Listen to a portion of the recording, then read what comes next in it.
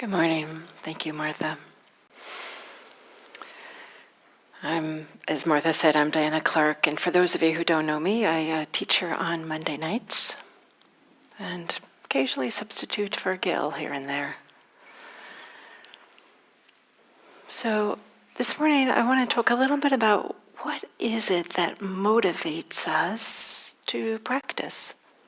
What is it that motivates us to come here on a Sunday morning, or to have this daily meditation practice, or listen to Dharma talks on YouTube, or audio Dharma, or read Dharma books, or whatever it might be? Like what is it that are aspirations that are related to practice?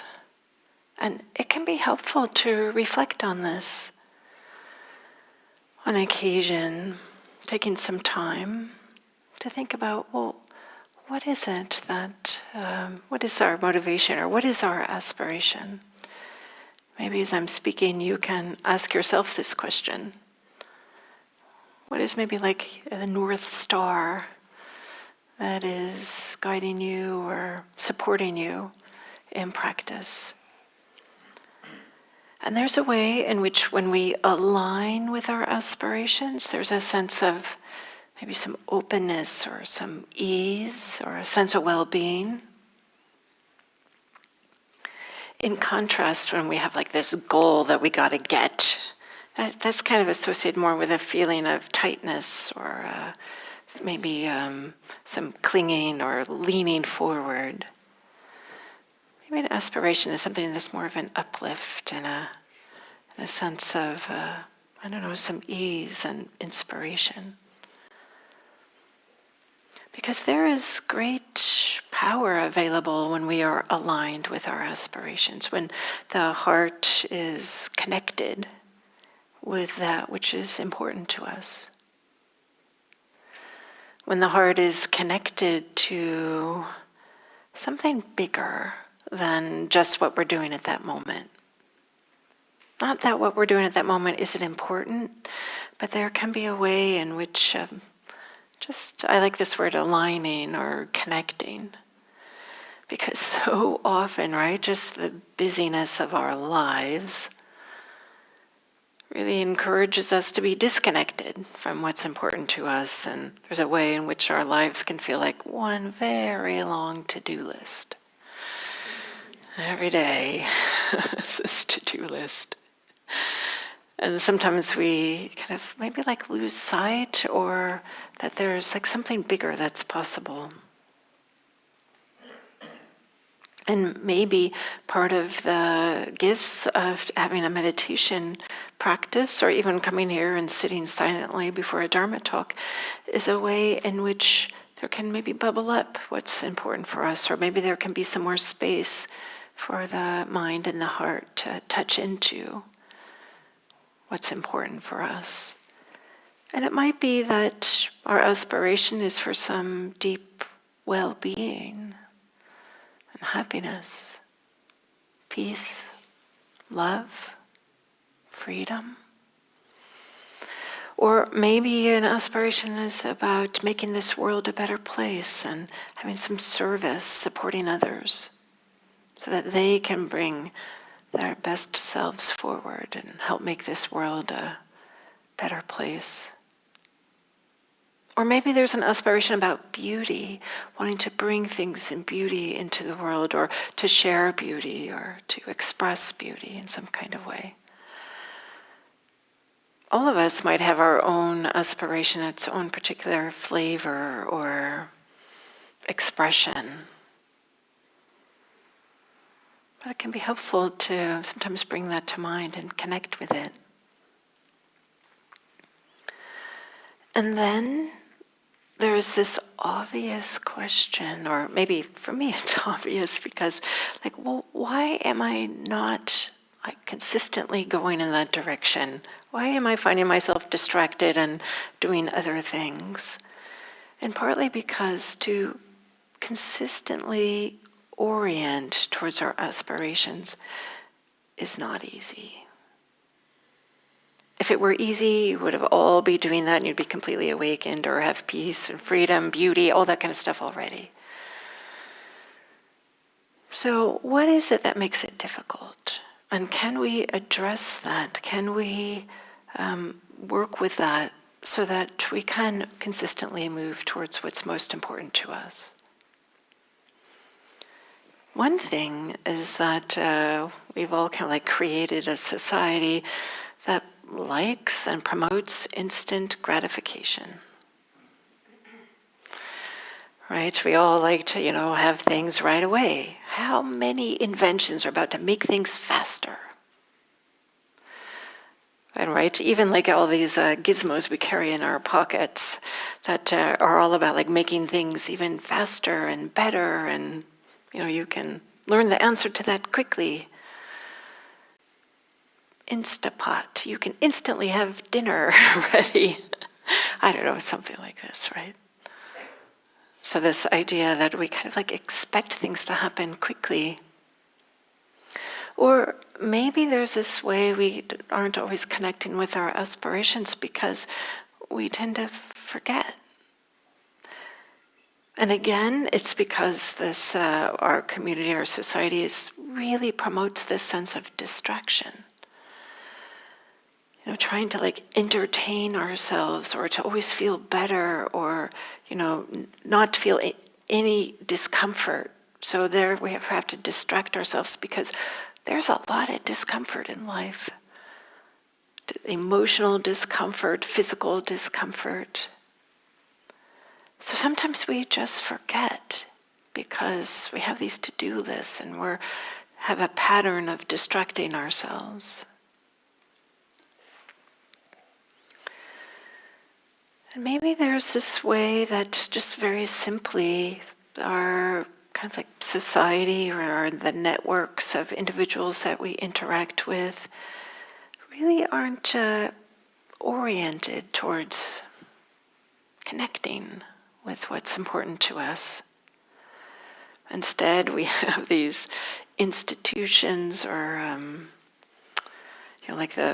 or industries that are designed to try to convince us to do what they want us to do. Buy this, do that, believe this, right? It's just, what's happened where we find ourselves in society. We can be pushed around by these other forces. It's easy enough to do, and certainly I have found myself going down the rabbit hole of YouTube videos and watching the most bizarre things that I have no interest in. It's quite something. It's these algorithms, I guess, right, that are pretty powerful. So I'd like to talk a little bit about applying oneself to practice, applying oneself to a practice that can enable us to stay connected with what's important to us. And I like to use a story that we find in the suttas as a support for this. And this story is about Prince Bodhi. Some of you will know that this word Bodhi means awakening. So Prince Awakening, and it's kind of an interesting thing that he's named this.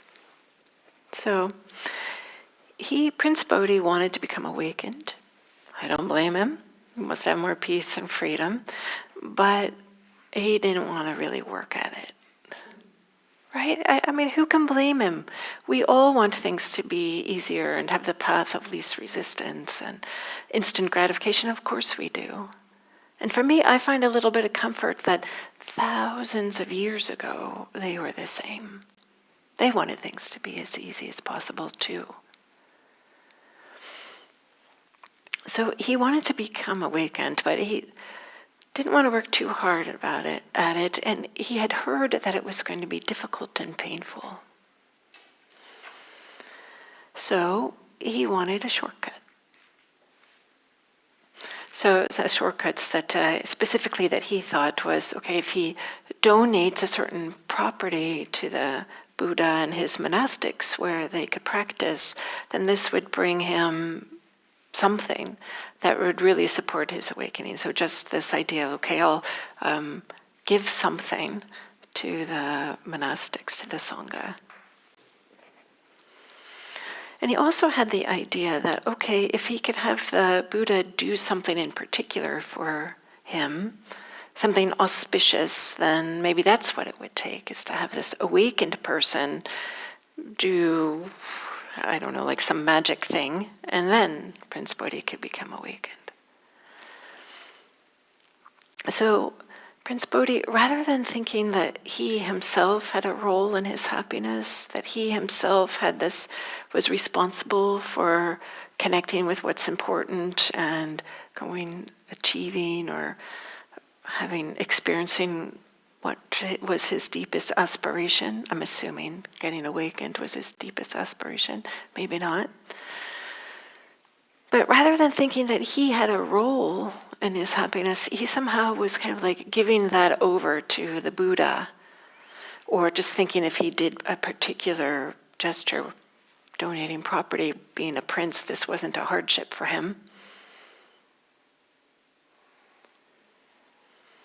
So, Prince Bodhi had the Pink Lotus Longhouse built. I love this name, Pink Lotus Longhouse, built with the intention to donate it to the Buddha and his monastics as a place where they could practice. And he wanted to invite the Buddha to come to have a meal and to come to the Pink Lotus Longhouse. This is very common for individuals to invite the Buddha and his monastics to a meal. This was a very common way to support the Sangha and to show respect and care and to hear some teachings. It was common that after the meal there would be some teachings. So Prince Bodhi invited the Buddha, and he had this delicious food prepared. And then he also Prince Bodhi asked in this Pink Lotus Longhouse for there to be a white cloth that gets spread along the entire, as the name suggests, longhouse. It's like this long single room, and this white cloth should go down the stairs and onto the ground. I'm thinking of it as like the red carpet treatment, right? So you can walk on this when he comes in. So the Buddha goes, and his monastics, they go to Prince Bodhi's house or a palace where he lives. Prince Bodhi is outside waiting for them, and he greets them, pays homage to them, and invites them all to go nearby to this Pink Lotus Longhouse. They all go there, and and the Buddha stops right before this white cloth, before going up the steps to the Pink Lotus Longhouse. And Prince Bodhi had this idea, if I can get the Buddha to step on this cloth, it'll be auspicious, and that will help me. So Prince Bodhi sees the Buddha stopping, and he says, "Venerable Sir, please step on the white cloth. Please step on the white cloth so that it may be for my welfare and happiness for a long time." And the Buddha just stands there. Doesn't say anything, doesn't move, he just stands there.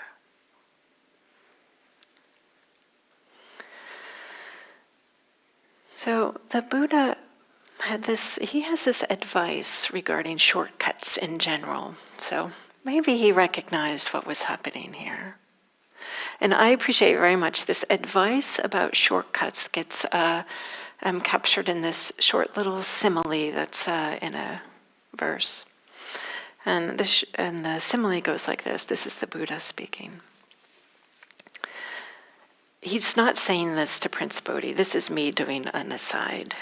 So the Buddha says, "As the wagoner who left the highway, a road with an even surface, and entered upon a rugged path, one broods mournfully with a broken axle." So this idea that there's going on a road with an even surface, this is something, of course there's no pavement thousands of years ago. An even surface means that it's been trampled upon a lot. A lot of people have gone down this road. And so maybe there's this way that to like leave that behind and to go upon a rugged path, like maybe to go where other people don't go. And maybe in my mind it's kind of like bushwhacking your way through this new territory or something. But then if you are taking your wagon, chariot, something like this, then the exo wheel breaks. And for me, I have certainly had this, right? I'm on the traveling, and then my little app says, oh, there's traffic up ahead. Like, oh, okay, I'll take this exit, and you know, it ends up just taking longer, or I get lost, or something like this, right? We often do this, like literally go off the highway and try to take a shortcut. So getting back to the story with Prince Bodhi. So Prince Bodhi sees that the Buddha is just standing there, and he repeats himself. Venerable Sir, please step on the white cloth so that it may be for my welfare and happiness for a long time. The Buddha continues to just stand there. Doesn't say anything, he just stands there. I can imagine that Prince Bodhi is getting a little bit agitated. He says it a third time. Venerable Sir, please step on the white cloth so that it may be for my welfare and happiness for a long time. The Buddha stands there, and he looks over at Ananda. Ananda, some of you may know, is the Buddha's attendant, and somebody who really knew the Buddha well and had a lot of wisdom. And I appreciate this so much. Ananda gets it. He understands. He understands. And Ananda says to Prince Bodhi, fold up the cloth, Prince Bodhi. The Buddha will not step on the white cloth. He has compassion for future generations. So what's not being said here is that Ananda recognized that if the Buddha were to step on the white cloth, then Prince Bodhi would say, oh, it's so auspicious for me. I'm going to become awakened now because the Buddha did this. And the prince, right, he has a platform on which he would be talking about, telling everybody, all you have to do is step on the white cloth. Or maybe the opposite would happen. Maybe the Buddha did step on the white cloth, and then a bunch of calamity would happen to the prince. Bad things would happen. And then the prince would be saying, oh, that Buddha person, don't believe them. He's not helpful. Or maybe Prince Bodhi would be talking about the importance of stepping on a white cloth, and that would encourage people to be looking for other auspicious actions, something that they could do instead of taking responsibility for their own welfare and happiness. So the Buddha didn't want people to always be looking for external conditions, or to make somebody else do something in order for them to be aligned with their aspirations, in order for them to reach their aspirations. I think all of us know this, but maybe there's sometimes a piece of us that doesn't quite, was hoping that maybe it's not so true, but this path of practice is one that we all have to walk ourselves. We have to find our own way. And the Buddha points the way, shows the way, but we're the ones that actually have to do it. Have to learn by direct experience. Have to overcome difficulties ourselves. So, getting back to the story, after the meal that the Prince Bodhi offered to the Buddha and his monastics, after he had folded up the cloth and offered the meal and stuff, then Prince Bodhi turns to the Buddha and says, pleasure is only gained through pain. Pleasure is only gained through pain. And the Buddha is assuming and interpreting that pleasure is more ease, more peace, more freedom, maybe even awakening. And Prince Bodhi has this idea, okay, you have to have a lot of pain in order to achieve that. And in some ways, right, the modern day equivalent of this is Nike. No pain, no gain, right? So like thousands of years ago, right, they're talking about the same thing. I love it. So this, of course, helps make sense, why the prince is motivated to have the Buddha do something for him, rather than having to do it himself. He doesn't want to feel pain. We don't want to feel pain. None of us want to feel pain. So maybe we can't blame him that he was asking the Buddha to step on a cloth. And I have my own version of this story. This was early in my practice, just sitting a long retreat. That was hard. It was difficult. Sometimes retreats are fantastic and sometimes they're not. That's how it is. And we don't get to control, exactly how things unfold during a retreat. And this was a long retreat where I had a lot of difficulty, a lot of tears and confusion and physical pain, all these types of things. And I had figured okay, I paid my dues. This is enough. I'm ready to just be awakened. And I remember going to one of the teachers and saying, okay, can you zap me or give me the secret teachings or, something? Because I feel like, I've done enough now. Can't I just... I give this teacher a lot of credit with a lot of warmth. Said, it doesn't work that way, Diana. But, I just felt like, okay, maybe I deserved it after all this hard work or this retreat or whatever it was. I don't know what my thinking was, but maybe just a sincere wish, anything but this, please. So maybe there's a part of us that kind of is hoping that there's a shortcut, that somebody else can do something for us. So the prince has said, pleasure is only gained through pain. And in response, the Buddha says, he gives a little bit of his own story as a teaching to the Buddha, to the Prince Bodhi. He gives a little bit of his own story.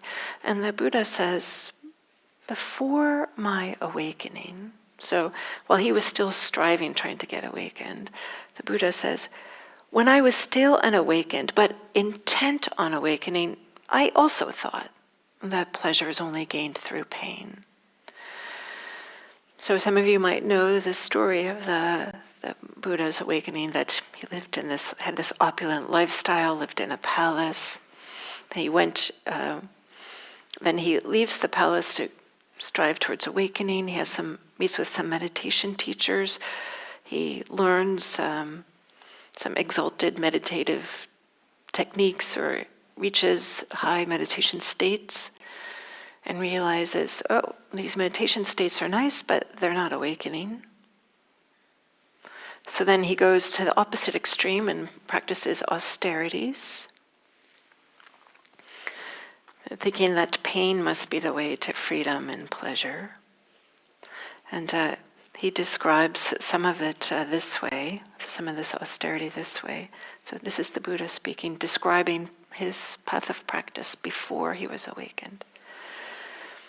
Seeking the state of supreme peace, I set out to discover what is skillful. Traveling, I came to Sanangama and Uruvela, and there I saw a delightful grove, a lovely piece of ground with a clear flowing river, pleasant smooth banks, and nearby was a village for alms. So a comfortable place, and he would be supported. I sat down and thought, this would be a good place for practicing. And then he thought, why don't I, with teeth clenched and tongue pressed against the roof of my mouth, squeeze, squash, and crush mind with mind? So this idea, he's going to strive as hard as he can, crush mind with mind. Like a strong person grabs a weaker person by the head and throat and squeezes, squashes, or crushed them, that's what I did. Until sweat poured from my armpits. Little graphic detail, just to show the amount of exertion here.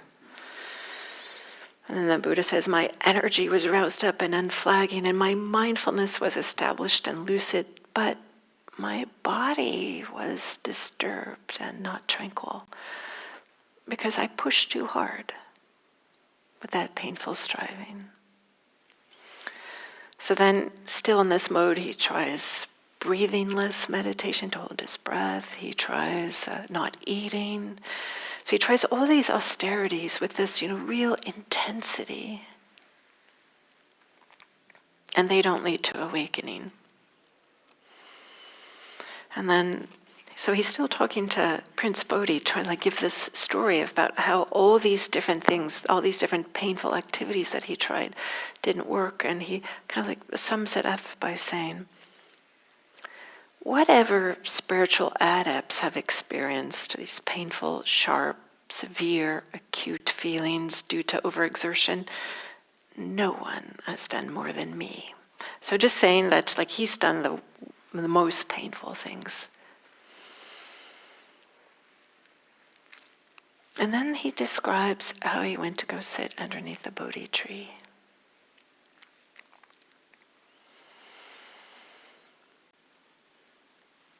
So we see that making no effort while he was in the palace or with Prince Bodhi didn't lead to awakening, or making tons of effort while he's striving and doing painful exertion doesn't lead to awakening. So then the Buddha describes to Prince Bodhi how he did become awakened. I won't go into the details about that now. And so Prince Bodhi responds with, well, how long does it take? If you were my teacher, how long would it take? I don't blame him, right? He wants to know, is this something that I have to do for a really long time, or can there be a shortcut? Because now that you've figured it out, Mr. Buddha, then maybe you can give me some hints and it'll be faster and easier. And then a Buddha replies with a question to the prince. And he asks the prince, are you skilled in the art of wielding a hooked goad while riding an elephant? I don't know exactly what that is, but a hooked goad while riding an elephant. Apparently this was something that required skill to do. And the Prince Bodhi says, yes, I am. And then the Buddha asks him, suppose you were to train a person in wielding a hooked goad while riding an elephant. If that person did not have any confidence, could they achieve what they could achieve if they had confidence? No. If that person had no vitality, could they achieve what they could achieve if they did have vitality? No. If that person were dishonest and had no integrity, could they achieve what they could achieve if they were honest and had integrity? No. If that person had no energy, could they achieve what could be achieved if they did have energy? No. If that person didn't have any wisdom, could they achieve what could be achieved if they didn't have wisdom? No. So then the Buddha says, there's these 5 factors of endeavoring: confidence, vitality, integrity, energy, and wisdom. And with these 5 factors of endeavoring, the one can achieve what they want to achieve.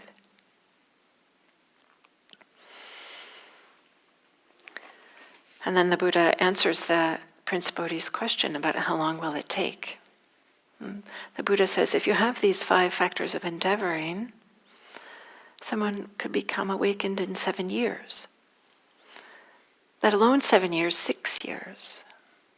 Let alone 6 years, 5 years, 4 years, 3 years, 2 years, 1 year. Let alone 1 year, 7 months, 6 months, 5 months. You know how this is going to go, right?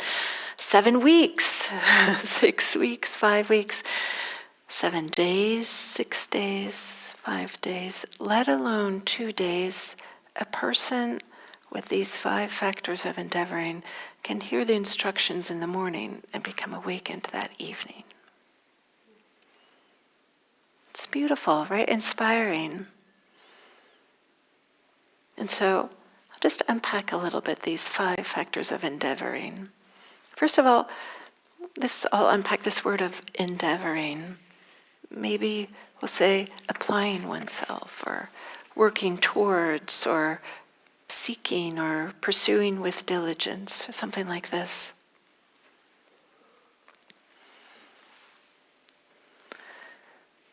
And also I'll say that these 5 factors of endeavoring take into account all aspects of our lives, all aspects of who we are. It's not just our expertise with meditation, or it's not how much we know of the suttas or of the teachings or something like that. This confidence is the first one, this confidence that this is something that's worth doing. And confidence that it is possible. That it is possible to have greater peace and ease. And that that you have some confidence that you can do that. That you can move in that direction. And sometimes we think about, like, okay, this aspiration, what would it look like when we achieve it? And we think, like, I can't achieve that. It's an aspiration. It's so far in the future. But sometimes what we forget is that the version of ourself that's going to take, like, the last step is not the same version that we are today. When we move a little bit in that direction, we're a little bit changed. Then we take the next step, we're a little bit changed. Take the next step, we're a little bit changed. So sometimes we like to project way into the future and say, I can do that. But it's not the same you that's going to do that. It's the you that has made all the steps in that direction. So you can have some confidence that you can do that. All you need is the confidence to take the next step. That's it. Just the next step. Then, so confidence that it's worthwhile, that it's possible, that it's possible for humans, and that you can do it, but you can do it. All you need is the next step. That's all you need. And then there's this next one about this vitality. This vitality, all that's needed is, sometimes we might feel like, oh my gosh, I can't achieve that. That's like so big. It's going to take so much energy. I don't have that much energy. All that's being pointed to is maybe just the amount of vitality that requires, for example, to listen to a Dharma talk. That's all. Because this is about the heart and the mind. And sometimes when we listen to Dharma talks, podcasts, YouTube videos, read a Dharma book, there's a way in which there can be inspiration, or there can be some openness or some uplift. That's all that's needed. We don't need tons of energy. Because the truth is that a lot of people come to Dharma practice because they are ill, or they have have some sense of despair, and they just don't have energy. This practice is for you also. It's not saying you have to have perfect health. It's not saying you have to have tons of energy. Just enough to engage the mind or allow the heart to have some uplift.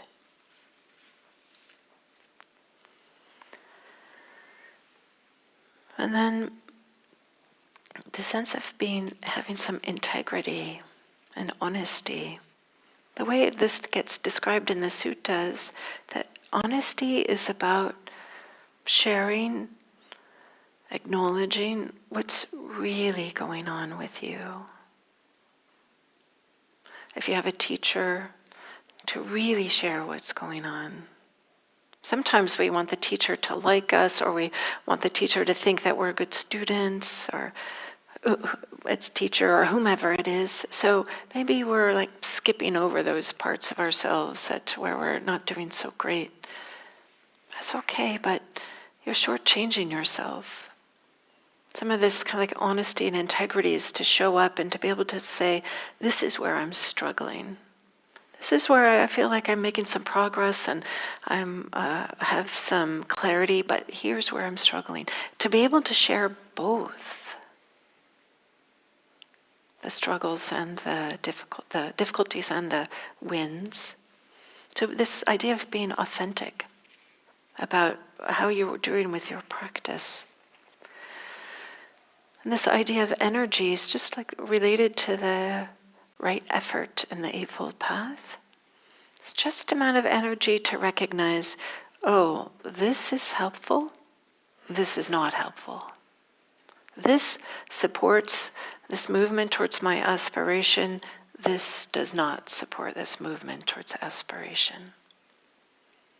That's the type of energy that's required. And then the last one is about wisdom. Part of the wisdom is recognizing that things change. Of course they change. But to really see that in a really deep way, there aren't exceptions to this. Everything changes. And just to have this type of wisdom allows that developments to happen, things to shift. So we don't have to try to cling on to them or try to insist that they be different. Instead, they're going to change on their own, on a time frame that's appropriate for them. So these 5 factors of endeavoring that can support us in reaching our aspirations, being aligned with, connecting with, and moving towards our aspirations. Confidence, vitality, integrity, energy, and wisdom. We all have these. If you're here, you have them. And if in the future, whomever is listening to this podcast, you have them also, if you have enough energy to listen to this. Confidence, vitality, integrity, energy, and wisdom is these 5 factors to support this movement towards meeting our aspirations. And I'd like to think that Prince Bodhi took this he undertook this and became awakened. The suttas don't say whether he became awakened, so maybe not. Maybe being a prince, he thought like, oh no, I'll go try some other spiritual teacher. I don't know, but may you all reach your aspirations. Thank you.